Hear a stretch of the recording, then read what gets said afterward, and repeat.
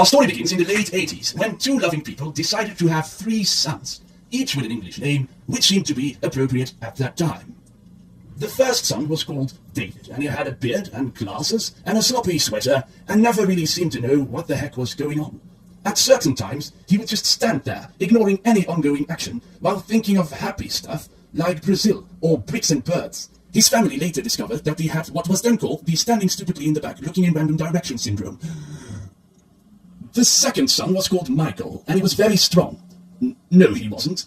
And he also seemed to like crabs. That's why he decided to buy After Effects 4. The third son was called Andrew, and he was, of course, very fat, and he never really seemed to know what to do with his life.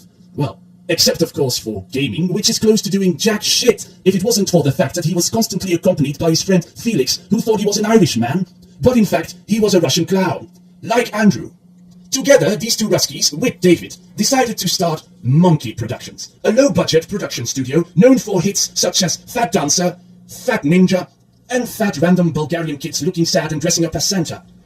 After some time, however, their geniosity started deteriorating, and they soon were killed. In fact, when Luigi's Mansion Tribute came out in '96, there was only 2 people sitting in the theatre, Michael and Kurt.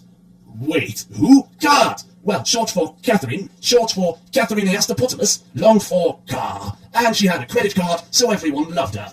Anyway, the movie was so boring that they had no choice but to meet, and a day and a half later, Little Big Revenge was born. And despite its great success, the acting was fucking bollocks. And so they made the bold move of calling Monkey Productions to do the acting. And so, a new, talented hybrid crew started working on a project Cloverbrawl. During the filming of this, they stumbled upon a Jewish goat, and they decided to clothe him and name him Nick. And so the final constellation of the crew was born. And they flew to Alaska to shoot some additional scenes, but it was too cold, and they just decided to come back. Oh, it's too cold! And so, a film was made by 6 people who didn't even know each other the day before. Now, 8 years later, we are finally finished, and we are fucking sick of the entire project. So just watch the bloody thing and go home. Goodbye!